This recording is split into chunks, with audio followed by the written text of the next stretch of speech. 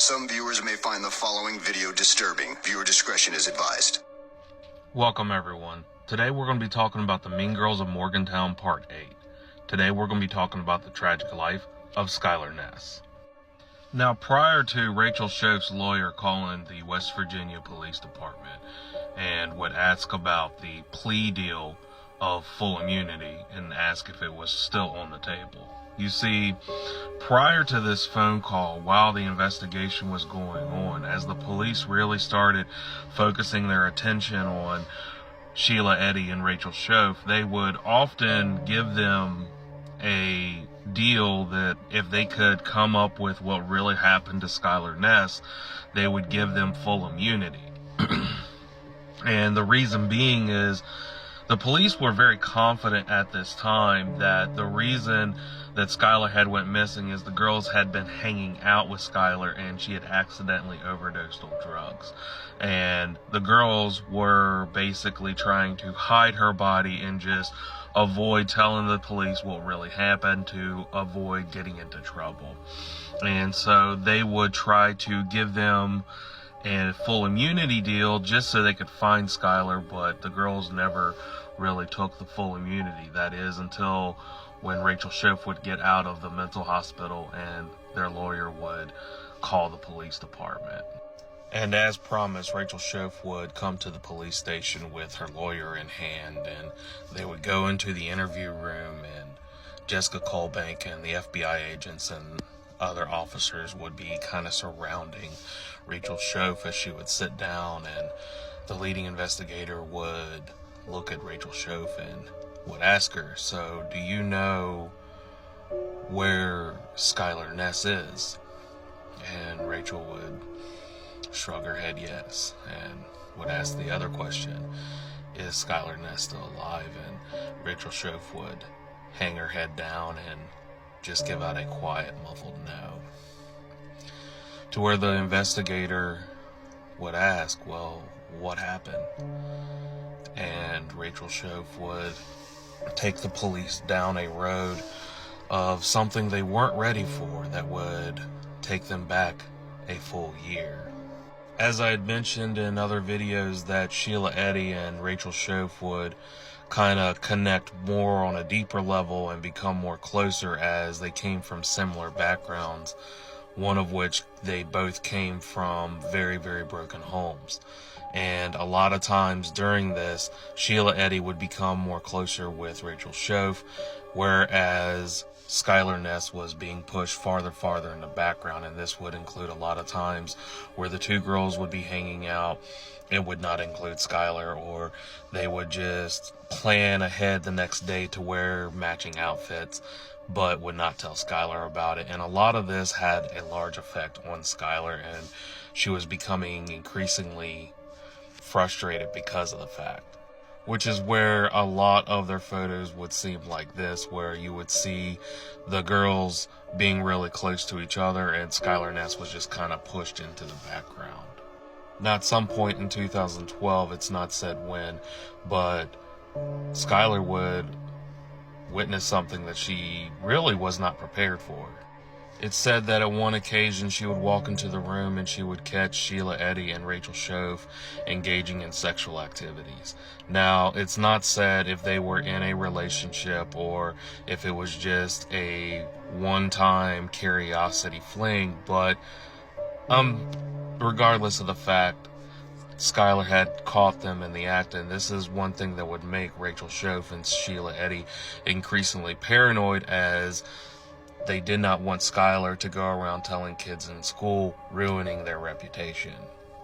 And Rachel would inform the police that for about a year, Rachel and Sheila had began planning and plotting to kill their friend. And this would lead up until June of 2012. By June of 2012, Rachel Schoaf and her mother would be vacationing at a camp facility, and she would take Sheila Eddy and Skylar Ness with them to be on this vacation, but it would not be the perfect vacation as they had thought. As before they would return home, it said that everything that had been going on with Skylar and Sheila and Rachel would finally hit a boiling point. and Skylar would have a very large altercation with Sheila, to which they would continue arguing after returning home from their vacation. But on the night of July 5th, 2012, Sheila Eddy would text Skylar Ness and would ask her if she wanted to hang out. Skylar was a little bit hesitant about going out, as she had just worked a shift at Wendy's, and would tell the girls this. And Sheila Eddy was very adamant in saying, well, come on, it's the last night before summer, and Rachel's about to go to church camp, and we won't see her for at least 2 weeks, and this will be the last time we'll get to hang out for at least a couple of weeks. And so, after multiple times of asking Skylar, she would eventually say, okay, well, let me get ready. And by the time that she would get ready, it would be right around midnight. Skylar would lock her door, as she had done so many times before, and take off the screen from her window and put it in her closet. And she would lift up the window and take the vanity bench from her vanity and begin setting it down outside her house, as she had done so many times before. And she would begin sneaking outside the house as Sheila Eddy and her silver Toyota would pull up around 12:31. The road trip that night would seem like any other night to Skylar Ness, as they would drive down West Virginia and go through Blacksville and make their way to Morris Run Road in Pennsylvania, which was a regular hangout spot of the three girls. They would pull up to their normal, usual spot that would just kind of be overlooking everything, and they would get up out of the car and they would all begin walking to their certain spot, to where Sheila would pull out a joint and would literally dig in her pocket and would tell Skylar, crap, I forgot my lighter. To where Skylar would say, well, I'll just go in the car and get the lighter. Unfortunately, this would be the one undoing for Skylar, and she would begin walking over to the car, digging through the car, where it said that she would hear these whisperings right behind her. And it would go something like, 1, 2, 3, go. And as soon as she would hear go, Rachel and Sheila would grab Skylar, and they had brought knives inside their hoodies, and they would be pulling out these knives and began viciously stabbing her in the chest and the back.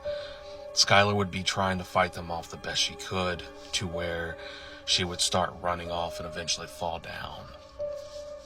The first person that would come up to Skylar would be Rachel, and she would try to stab her again, to where Skylar would try to fight her off and would grab the knife out of her hand and begin slicing at Rachel's ankles, to which Rachel would scream. This would make Sheila run up, and they would begin fighting off the knife off of Skylar, where they would get it free, and they would begin stabbing her more and more, to where Sheila would end it by slitting her throat.